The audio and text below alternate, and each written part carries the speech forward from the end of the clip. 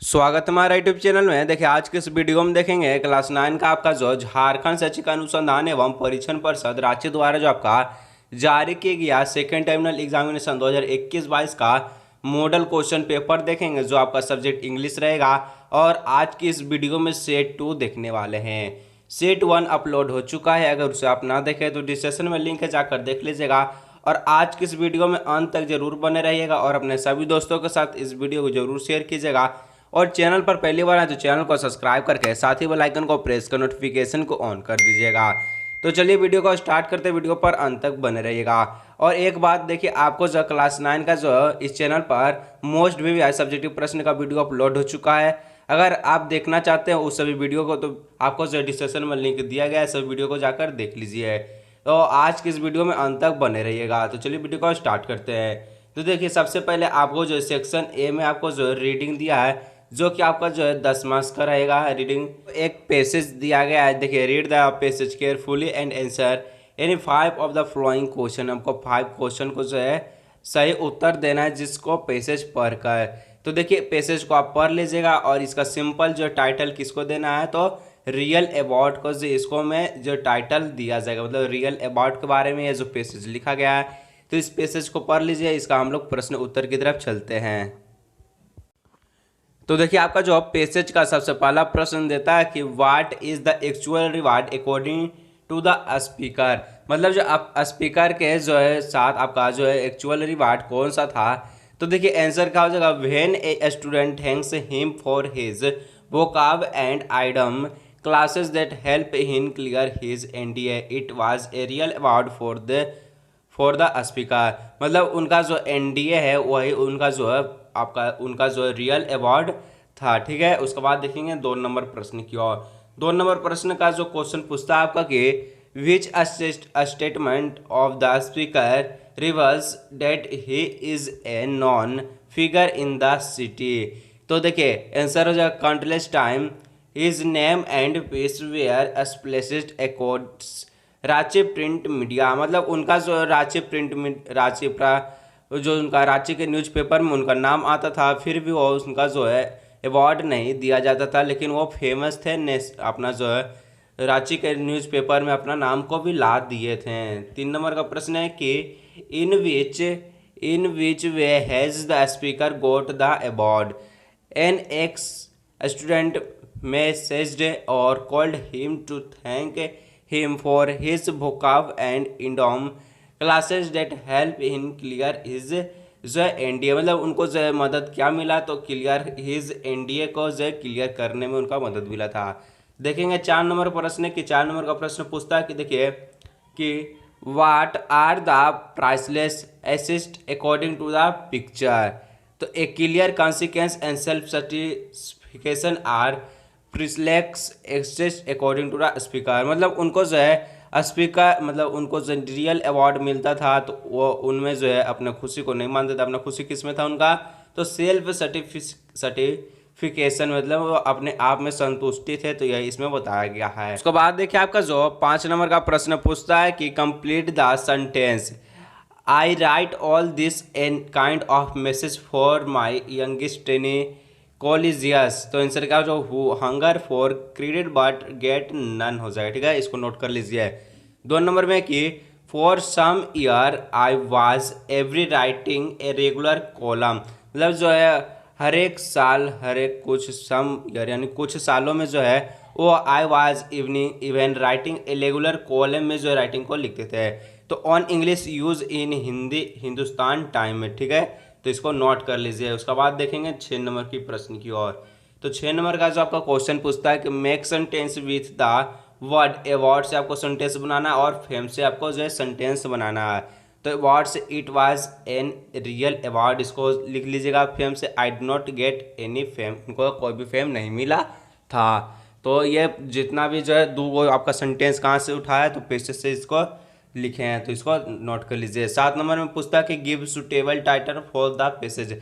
मतलब जो पैसेज आपको दिया था वो किसके बारे में, तो रियल अवार्ड के बारे में पैसेज को दिया गया है। तो इसको नोट करिए। सेक्शन बी की तरफ हम लोग चलते हैं, जो कि आपका राइटिंग है 10 मार्क्स का।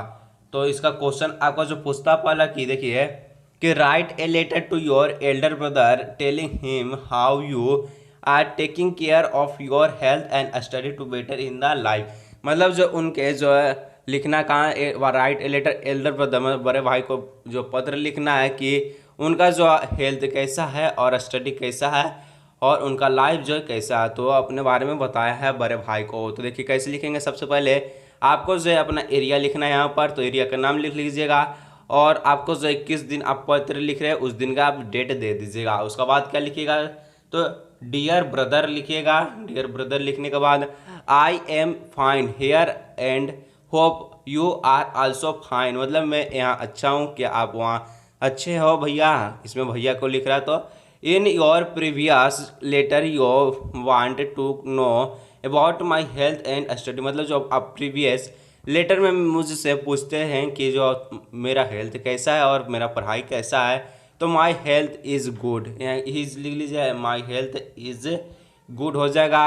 आई do exercise daily and also I go to morning walk every day, मतलब वो रोज़ एक्सरसाइज करता था, रोज़ मॉर्निंग वॉक पे टहलता था। My study is also going well, I have set my daily routine, मतलब उनका जो स्टडी का जो पढ़ाई का जो डेली को डेली रूटीन बनाकर वो पढ़ाई को करते थे। तो आप भी जो एग्ज़ाम के लिए और ज़्यादा समय निकाले पढ़ने के लिए, ताकि आप एग्ज़ाम में अच्छे से अच्छे नंबर ला सके और अपने भाई बहन को जो है रिजल्ट का जो है खुशखबरी बता सके। स्टडी एवरी ईयर से 6 मतलब 6-7 आवर, मतलब उनका जो है स्टडी एवरी ईयर कितना दिन में पढ़ाई करते थे प्रतिदिन, तो 6 से 7 घंटा पढ़ते थे। ड्यू टू विच माई जो preparation for board exam better than other students, मतलब उनका जो बोर्ड एग्ज़ाम अच्छा जाए बाकी स्टूडेंट से।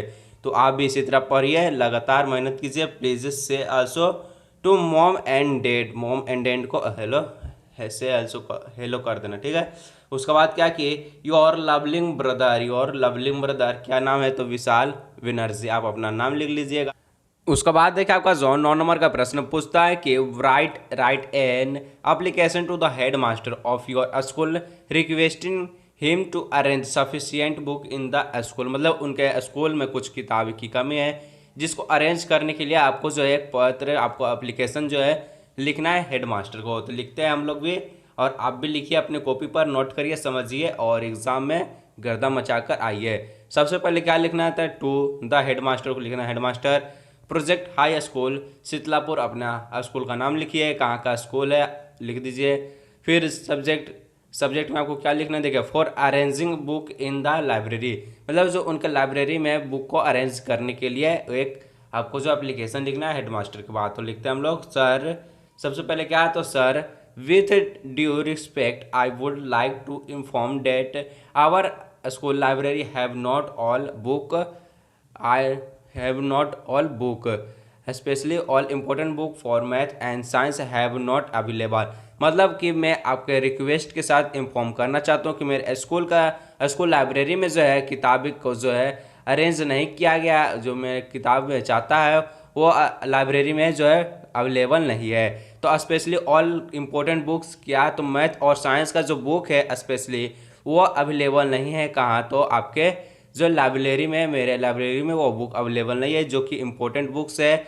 Theirs for student face too much problem this complete their syllabus, जिससे काफ़ी बच्चे जो है मुसीबतों को सामना कर रहे हैं और जो है वो सिलेबस को पूरा नहीं कर पा रहे हैं, जिसके वो समस्या उनके बढ़ रही है। तो so kindly request your to available और नीडेड बुक, मतलब कि मैं आपसे नम्र निवेदन करता हूँ कि आप जितने भी जो है ज़रूरत के बुक है मुझे अवेलेबल जो लाइब्रेरी में अवेलेबल कर लीजिए सभी बच्चों के लिए। तो थैंक यू में क्या लिखना है, योर एविडेंटली रॉकी भाई, देखिए आपका यहाँ नाम लिखना है, ये रॉकी भाई लिखा है तो रॉकी भाई का नाम है, आप अपना नाम यहाँ लिख दीजिएगा। उसके बाद देखिए 10 नंबर का प्रश्न है कि write a paragraph on the value of game and sports the life in village, मतलब जो है कि एक पैराग्राफ लिखना है जिसमें आपको जो है वैल्यू ऑफ गेम्स और स्पोर्ट का कुछ वैल्यू महत्व का बारे में पता चलना है और अपने जीवन का जो है गाँव के कैसे बिताया। तो देखिए sports and game are very important for us, sports और गेम जो है वेरी इंपॉर्टेंट फॉर हमारे जीवन के लिए बहुत अच्छे है। जो they keep us health and fit, जो है हमें फिट रखता है और हेल्दी यानी स्वस्थ रखता भी है। तो they give us energy and stress, वो एनर्जी ऊर्जा देता है और ताकत देता है। Games and sports are good for health, तो गेम्स कुछ खेलना चाहिए जिससे आपको जो है एक्टिविटी कुछ मिले, और आपको जो ऐसा जो खेल खेलना चाहिए जिससे आपका जो है हेल्थ को जो है स्वास्थ्य हो रखे। और I refresh the mind is keep free from disease, और उनका माइंड जो है बहुत अच्छा से काम करता है for was of free from disease, यानी जो रोग से वो बहुत पूरी अच्छी तरह से जो है अच्छी तरह से रहते हैं कि उनका रोग भी एक भी अगर आप एक्टिविटी करते रोज़ एक्टिविटी सुबह में करते हैं तो आपको रोगों का जो है सामना नहीं करना पड़ेगा। It makes us more activities thus game and sports have good value in our light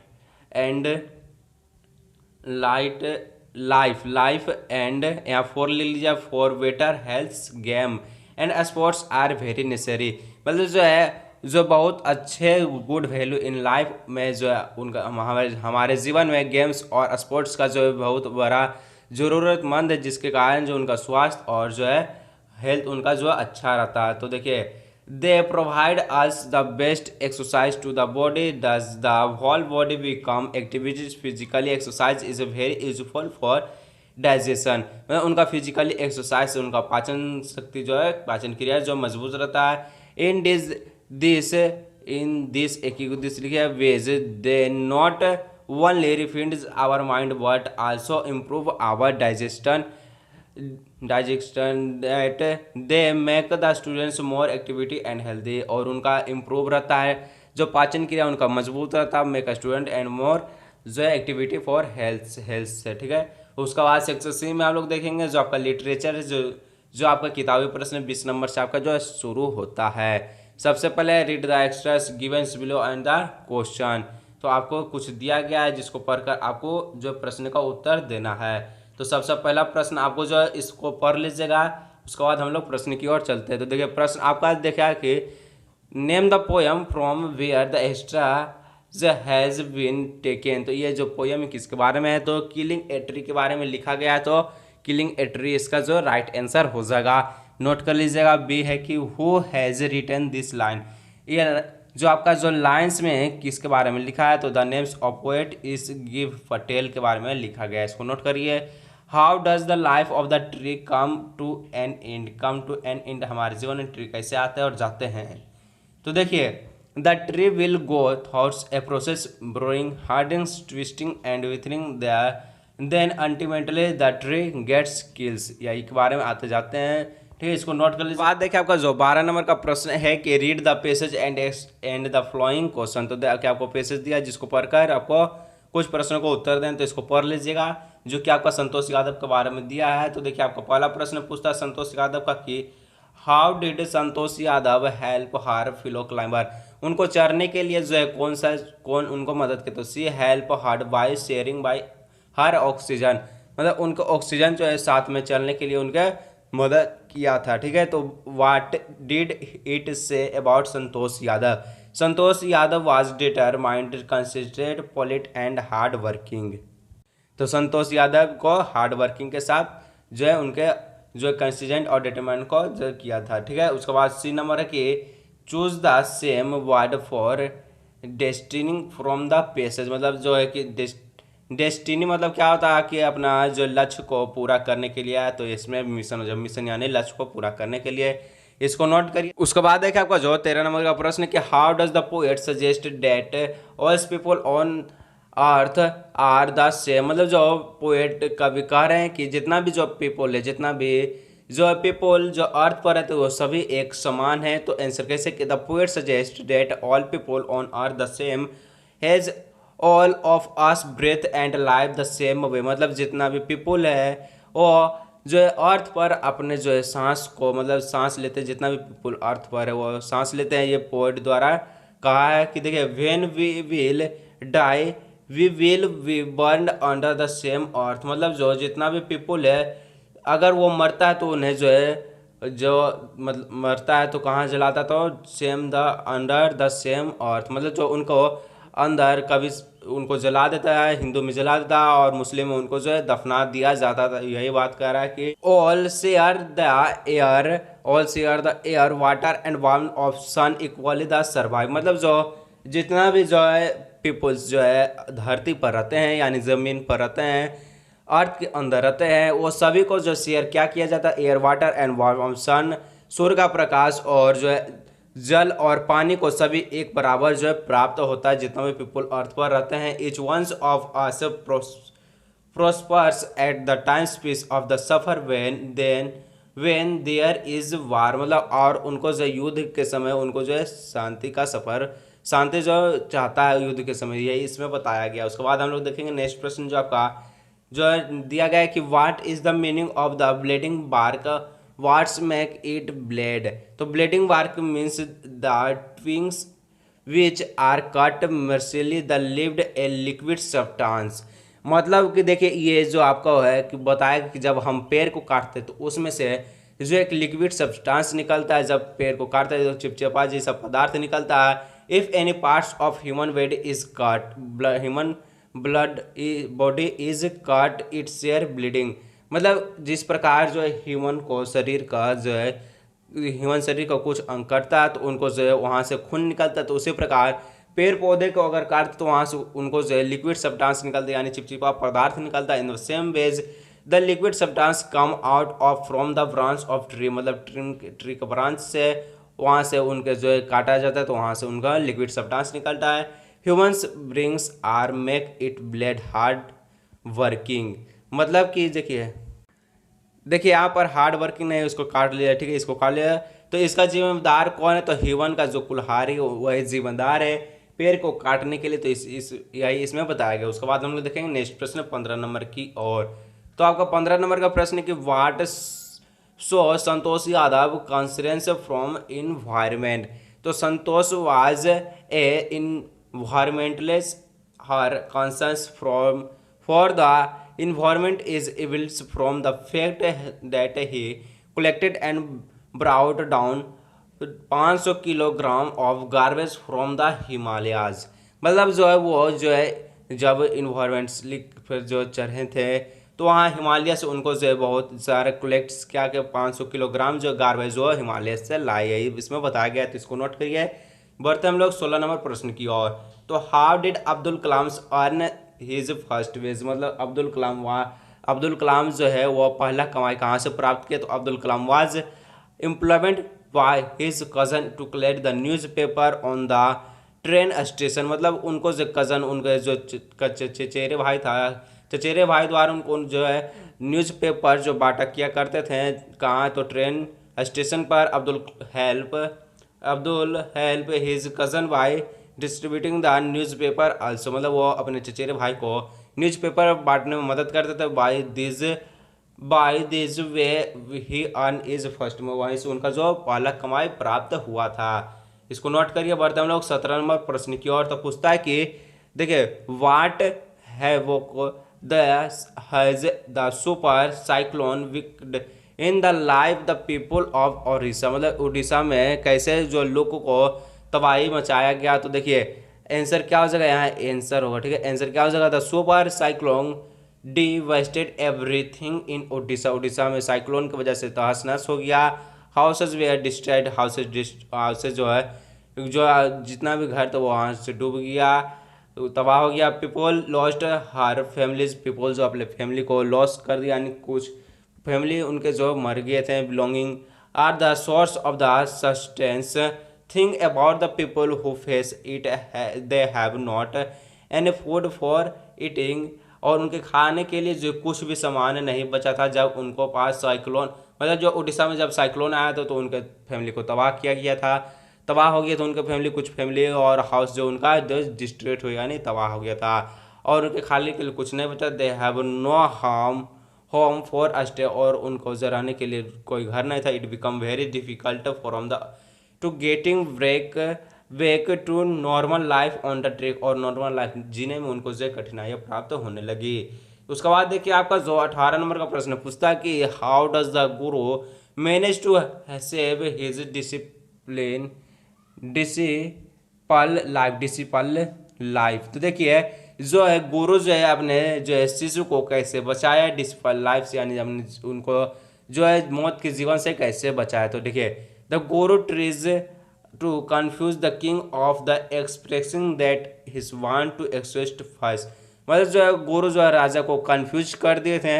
और देखिए on asking by the king the he replied that person who will be executed first on the holy stake will take to with as king. तो गुरु जो है राजा को जो reply देते हैं कि अगर जो अब राजा जो आज क्वेश्चन पूछता है कि तब गुरु रिप्लाई क्या देते हैं कि देखिए गुरु बोलते हैं कि जो भी पहले कोई यहाँ मरेगा यानी जो फांसी पर चढ़ेगा तो उनको जो है अगले जीवन में राजा ही बना दिया जाए, मतलब राजा का उनको जो है अगले जीवन में राजा का जीवन जीना पड़ेगा। तो देखिए इस पर क्या करता है राजा, तो then the king wish to be executed first become to kind his the next life. तो उनके अगले जीवन में किया तो विश क्या था, तो उनके अगले जीवन में राजा बनना था।